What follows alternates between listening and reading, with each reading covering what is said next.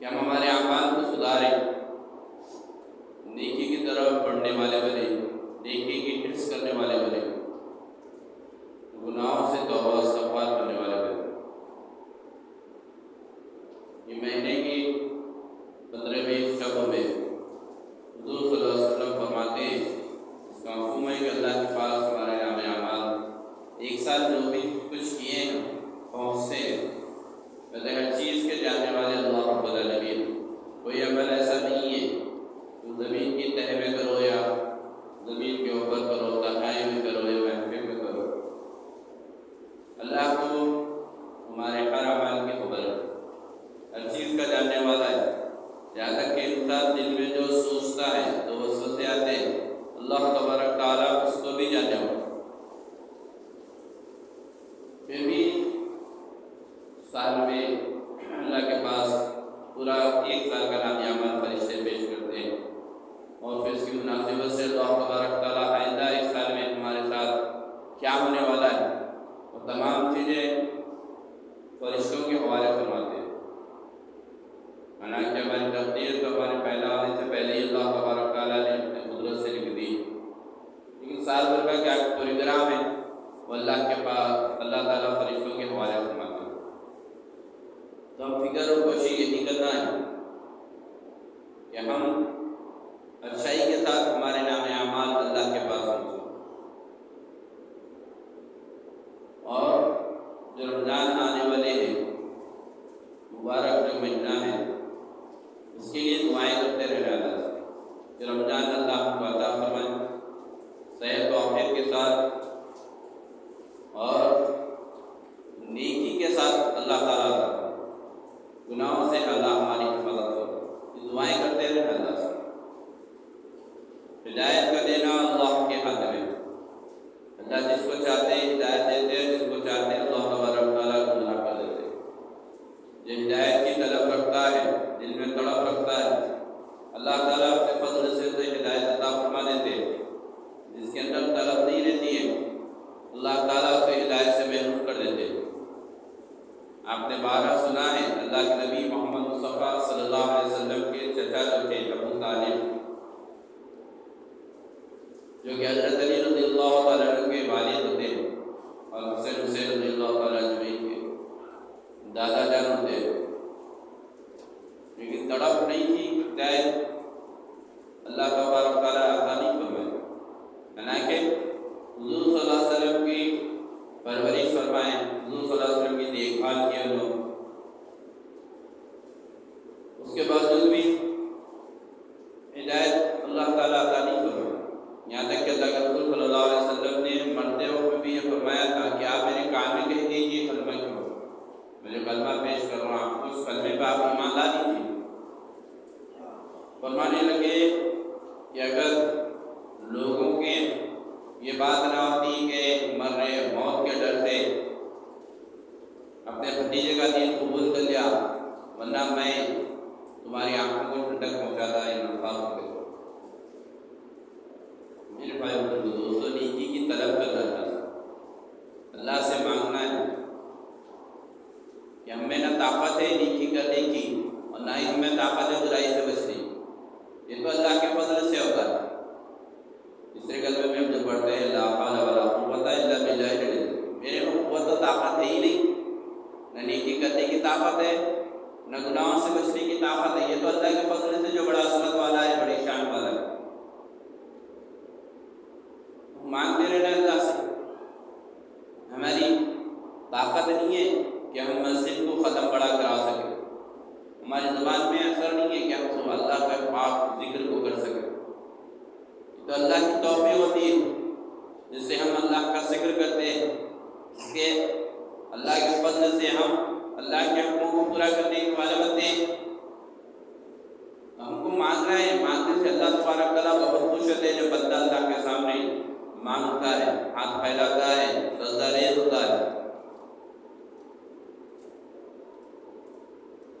اللہ بہت خوش ہوتے ہیں بندے سے۔ فرشتوں کے سامنے فخر کے طور پر کہتے ہیں کہ دیکھو میرے بندے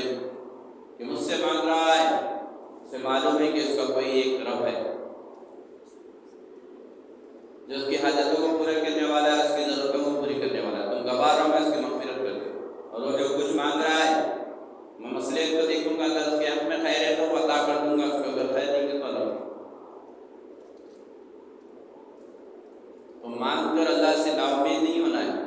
بندہ جیسا گمان کرتا ہے اللہ تبارک تعالیٰ ویسے ہی اس کے ساتھ معاملہ فرماتے ہیں۔ ہمارے میں اکثر یہ چیز دیکھنے میں آتی ہے کہ ہم مانگتے بھی ہیں اللہ سے لیکن پھر نا امید ہو جاتے ہیں، ایک بار مانگے، دو بار مانگے، چار بار مانگے، اس کے بعد میں کیا ہے کہ جان دو بھائی اللہ ہماری دعا اس قبول نہیں کرتا۔ بولے یہ الفاظ جب بولتے ہیں تو دعا قبول ہونے کی دعا بھی قبول نہیں ہوتی۔ اللہ کے نبی صلی اللہ علیہ وسلم نے فرمایا اس کا مفہوم خلاصہ ہے کہ تم اس بندے کی طرح میں نہیں ہو جانا کہ تو دعا کر رہے اور پھر اس کے بعد میں نا امید ہو کے چھوڑ دے چلو بھائی اللہ ہماری دعا قبول نہیں کرتا، اللہ ہماری سنتا ہے۔ حالانکہ قرآن پاک آپ اٹھا کر دیکھیں گے، قرآن پاک میں پڑھیں گے آپ، ایک نہیں کئی مرتبہ اللہ تبارک تعالیٰ ارشاد فرما رہے ہیں کہ اللہ تبارک تعالیٰ سننے والا ہے،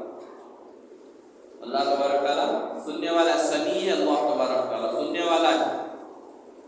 لیکن ہمارے الفاظ ایسے ہوتے ہیں بعض مرتبہ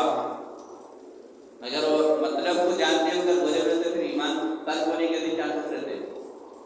کہ اللہ قرآن میں سنتا ہوں بولے اور ہم بولے کہ اللہ ہماری نہیں سنتا ہو، یعنی قرآن کو جھٹلا رہے ایک معاملہ۔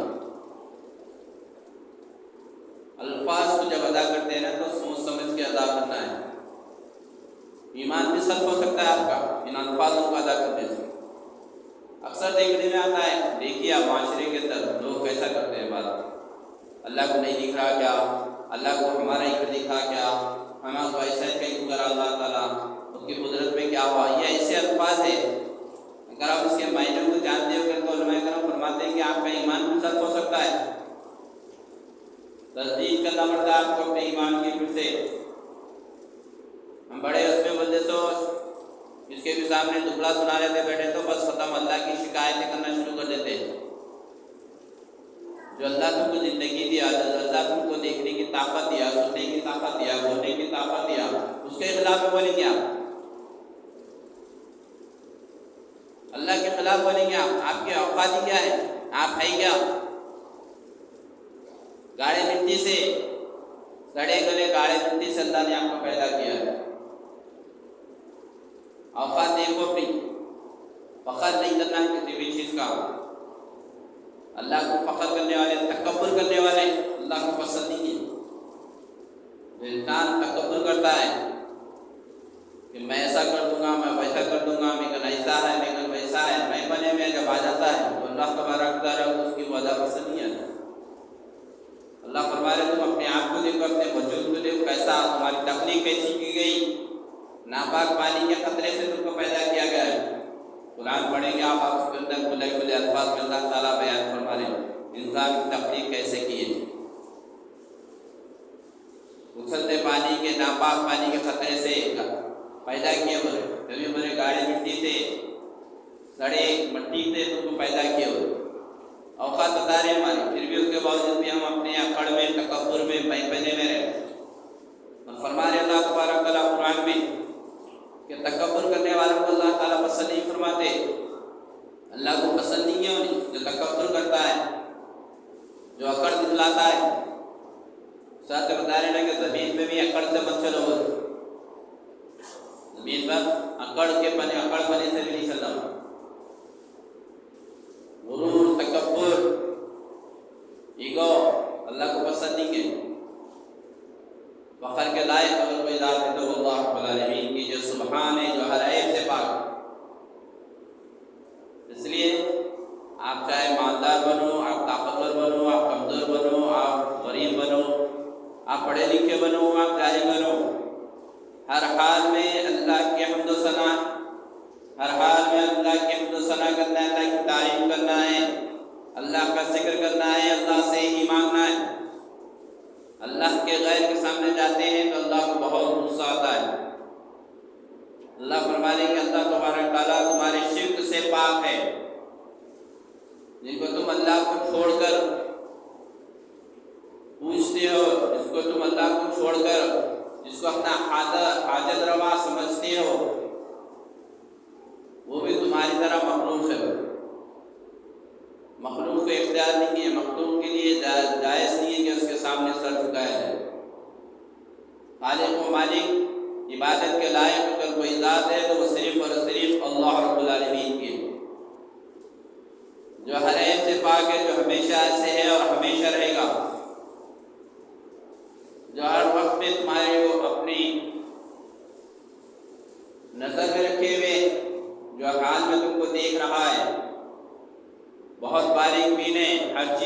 جانے والا ہے، تو ہم اللہ کے سامنے اپنی حاجتوں کو رکھنا ہے، اپنی ضرورتوں کو اللہ کے سامنے پیش کرنا ہے۔ اللہ ہر چیز کا جاننے والا ہے، پھر بھی جب بندہ اللہ کے سامنے اپنی حاجتوں کو پیش کرتا ہے تو اللہ بہت خوش ہوتے ہیں۔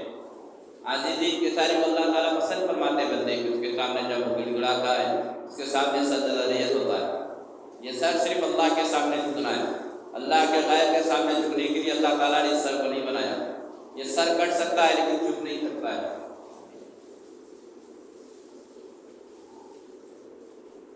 کربلا کے میدان میں حضرت حسین رضی اللہ عنہ کا سر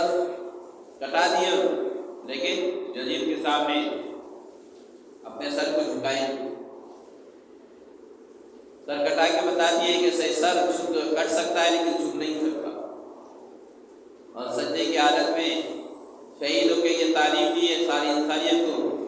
کہ حالات چاہے کیسے بھی آ جائے، جنگ کا معرکہ بھی آ جائے، تمہارا قتل بھی ہو رہا ہے، تم شہید بھی ہو رہے ہیں، تب بھی تم نماز نہیں چھوڑ رہے، تب بھی تم نماز نہیں چھوڑنا ہے، نماز کی پابندی کرنا ہے۔ جنگ کا معرکہ ہے اتنا، اس کے باوجود بھی نماز کی حالت میں نماز نہیں چھوڑی۔ آج ہم چھوٹے چھوٹے مسائل کے اندر نمازوں کو چھوڑے، پھر اللہ سے شکایتیں کرتے کہ اللہ ہماری نہیں سنتا ہے۔ تمہارے کو سننے کی کہا، اللہ تو ہر چیز کو تمہارے کو نواز رہا ہے۔ یہ تو اللہ کے نبی صلی اللہ علیہ وسلم کو قربان چاہیے کہ اللہ کے نبی صلی اللہ علیہ وسلم نے اس امت کے لیے دعائیں کی ہیں، اس امت کے لیے تڑپے ہیں، جس کی وجہ سے اللہ تعالیٰ نے اس امت کے اوپر خاص طور سے رحمتیں اور برکتیں نازل فرمائی۔ ورنہ ہمارے عمل تو ایسے ہیں کہ زمین پھٹ کے ہم اندر کچھ چلے بھی جائیں تو کم ہے، آسمان سے بارشیں کی جگہ پتھر گرے تب بھی کم ہے ہمارے اعمال سے۔ نہ ہمارے اندر بات کرنے کی تمیز، نہ اخلاق، نہ تعلیم، نہ تربیت، بس زندگی گزار رہے ہیں، بس گزر رہی ہے وجہ سے۔ کیوں آئے دنیا میں معلوم نہیں، کیا کرنا ہے کچھ معلوم نہیں، حالانکہ ہر چیز کا علم دیا اللہ تبارک تعالیٰ، لیکن یہ علم کے سامنے کیا ہوگا، دنیا کا پردہ آ چکا ہے ہمارا۔ سمجھ سب کو تعلیم دی گئی ہے، بچپنے سے تعلیم سنتے آ رہے ہیں، نہیں سننا چاہے تو بھی مسجدوں سے آوازیں آتے رہتی ہیں، جمعے کے عنوان سے، رمضان کے عنوان سے، تعلیم کے عنوان سے، تربیت کے عنوان سے ہمیشہ آتی رہتی ہے۔ اللہ تعالیٰ حجت پر قائم کرنے کا موقع ہی نہیں دے رہے تمہارے کو کہ میرے کو معلوم ہی نہیں تھا اللہ تبارک تعالیٰ، میں تو جانتا ہی نہیں تھا میرے کو نماز پڑھنا ہے،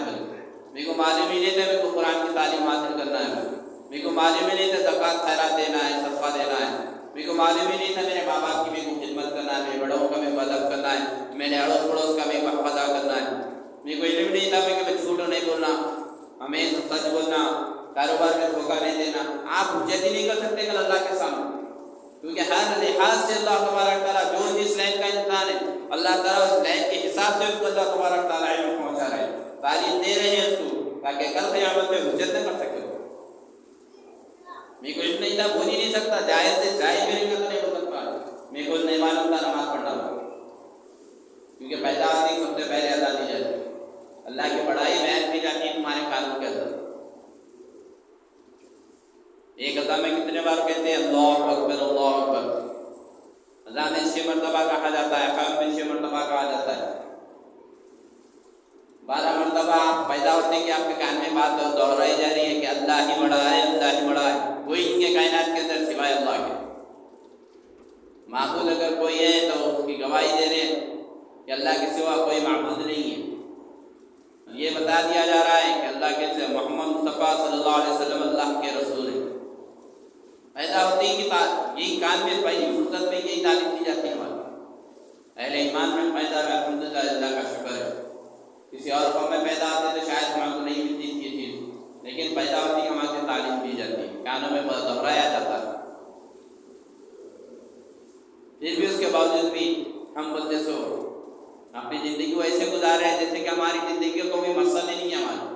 پیدا ہونا جو پیسے پیدا ہو گئے، جیسے اور مخلوق پیدا ہو گئے اللہ کی، بس ہم بھی بے مقصد کے پیدا ہو گئے۔ حالانکہ اللہ تبارک تعالیٰ فرمائے قرآن پاک میں کوئی چیز جو دنیا میں اللہ تبارک تعالیٰ پیدا فرمائے بغیر حکمت کے پیدا نہیں کیے، بغیر مقصد کے کوئی چیز اللہ تبارک تعالیٰ نہیں پیدا کیا۔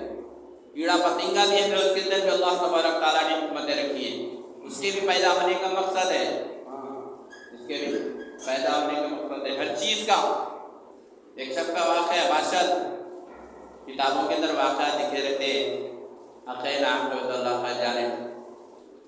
علم کے لیے، عمل کے لیے، عبرت کے لیے واقعات کے سامنے پیش کرتا ہوں۔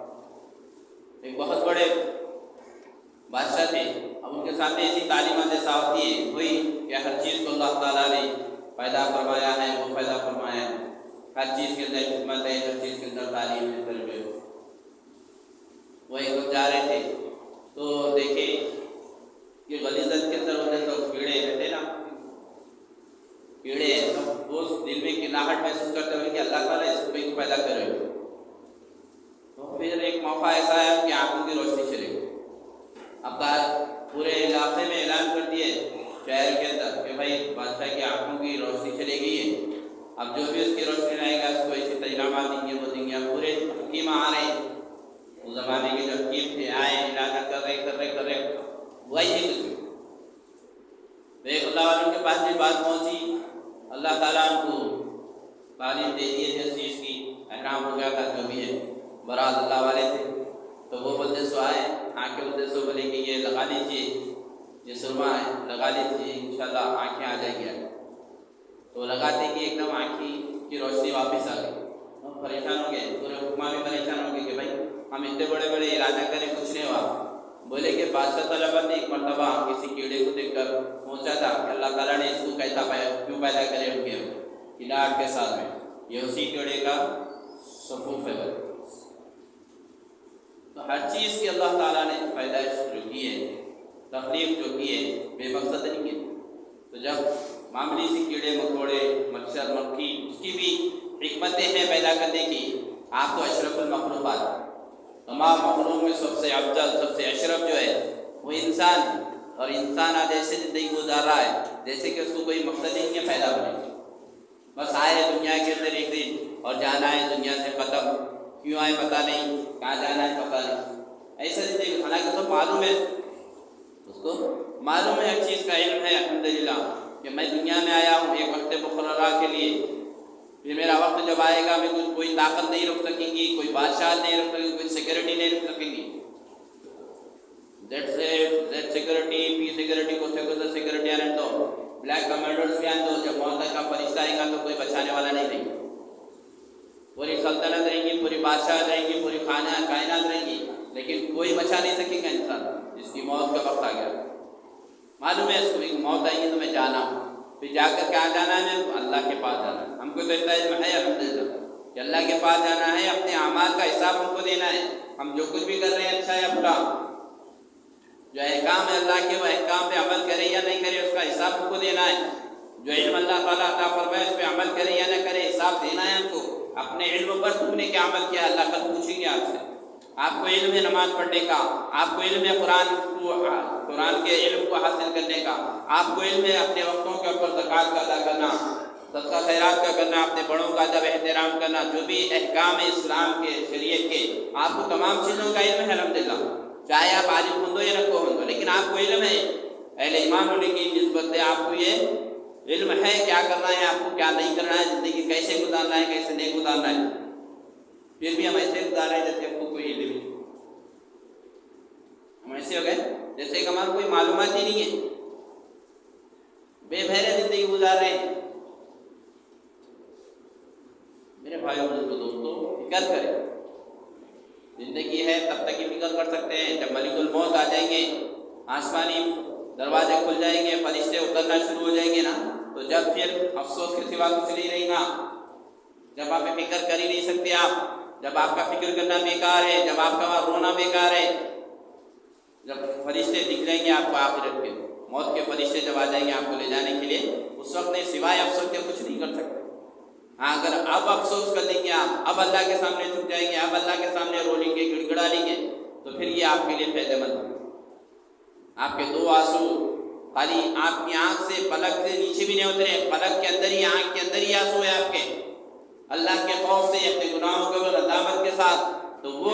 قطرے جو ہے پانی کے، آنسو کے جو قطرے ہیں، وہ آپ کے گناہوں سے جو جہنم آپ کی دہک رہی ہے اس کو بچھانے کے لیے کافی ہے۔